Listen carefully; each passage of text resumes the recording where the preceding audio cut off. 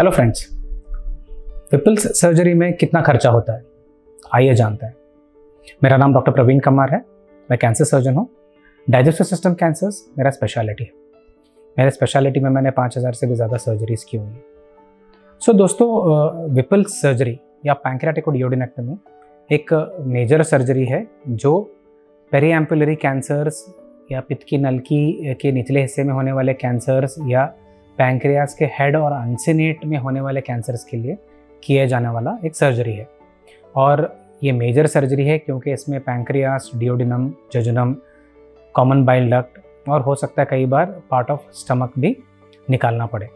तो ये सर्जरी 5 से 6 घंटे के ऊपर का हो सकता है और रिकवरी में 7 से 8 दिन लगते हैं जब कोई कॉम्प्लिकेशन नहीं होता है।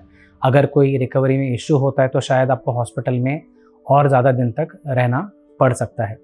सो ये सब चीज़ों को देखते हुए ऑन एन एवरेज जैसे मुंबई जैसे सिटी में विपल्स सर्जरी के लिए अराउंड 4 to 6 लाख रुपीज़ तक का खर्चा आ सकता है। एक मिड साइज़ के हॉस्पिटल के लेवल पे हम देखेंगे तो कॉस्ट कब वेरिएशन आता है, कब ये कॉस्ट का आगे पीछे हो सकता है। एक तो है जियोग्राफिकल लोकेशन।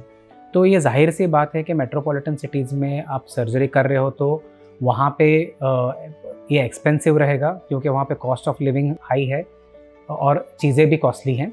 इसकी वजह से ओवरऑल कॉस्ट भी ऑटोमेटिकली बढ़ जाता है अगर आप टियर 2 या टियर 3 सिटीज़ के कंपैरिजन में देखोगे तो। दूसरा जो कॉस्ट में अफेक्ट करता है वो है आप कौन से रूम को सिलेक्ट करते हो। आप जनरल वार्ड में हो, ट्विन शेयरिंग में हो या सिंगल रूम में हो। जैसे कि आप जब खाना खाने जाते हो होटल में, आप अगर डीलक्स एसी रूम में बैठ के खाओगे या सादे एरिया में, ओपन एरिया में बैठ के खाओगे, भले ही डिश सेम होगा बट उसके प्राइस में डिफरेंस आपने देखा रहेगा। ठीक इसी तरह जैसे आपका रूम अपग्रेड होता है तो कॉस्ट भी आपका बढ़ते जाता है। और तीसरा चीज़ है जिससे कॉस्ट वेरी होता है कि पेशेंट के रिकवरी में कितना टाइम लगता है। समझ लीजिए कि हमने प्लान किया है कि एक स्टैंडर्ड विपल सर्जरी में पेशेंट एक दिन आईसीयू में रुकेगा और उसके बाद वार्ड में शिफ्ट हो जाएगा।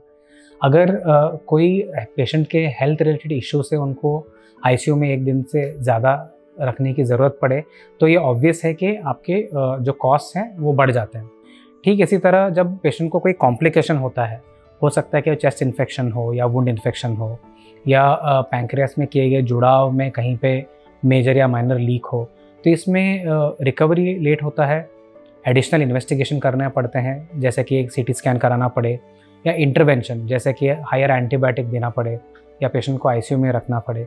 ये सब जब चीज़ें होती हैं तो ऑब्वियसली आपका कॉस्ट बढ़ जाता है। सो जब भी हम कॉस्ट एस्टिमेट देते हैं तो वो एक एवरेज रहता है कि लगभग ये रेंज में ये सर्जरी सेफली होना चाहिए।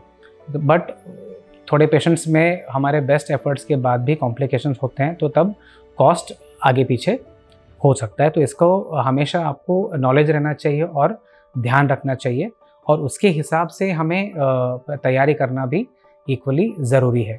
सो कॉस्ट, जब तक हम कॉस्ट के बारे में सोचते हैं तो हम सिर्फ इतना ही सोचते हैं कि सर्जरी में कितना कॉस्ट जाता है।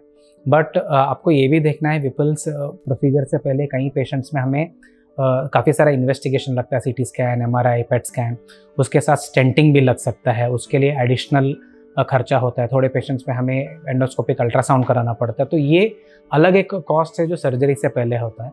अगर पेशेंट सब होके अच्छे से रिकवर होके घर भी जाएंगे तो उसके बाद भी उनके रिकवरी के लिए डाइटिशियन का रेफरेंस लगता है, देन फिजियोथेरेपिस्ट लग सकता है, न्यूट्रिशनल सप्लीमेंट लगते हैं, इसका भी कॉस्ट रहता है।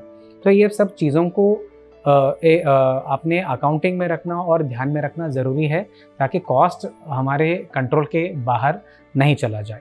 सो ये ध्यान हमें तभी भी रखना है जब हम नए हेल्थ पॉलिसीज़ लेते हैं या हेल्थ इंश्योरेंस लेते हैं कि कितना कवर है और क्या क्या कवर होता है, कौन से हॉस्पिटल्स कवर्ड हैं, उसमें मतलब कौन कौन से फैसिलिटीज़ हैं, ये सब भी देखना ज़रूरी रहता है।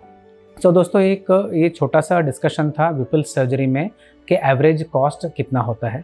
कई सारे फैक्टर्स होते हैं जो कॉस्ट को अफेक्ट कर सकते हैं, तो इसके ऊपर ध्यान रहना ज़रूरी है। ये टॉपिक के ऊपर आपको और भी सवाल हैं या डाउट है तो हमें डेफिनेटली कमेंट्स में लिख के बताइए। चैनल को सब्सक्राइब कीजिए और ये प्लेलिस्ट में दिए गए और पैंक्रियाटिक कैंसर्स के वीडियोस को देखिए और अपना नॉलेज बढ़ाइए। Thank you very much.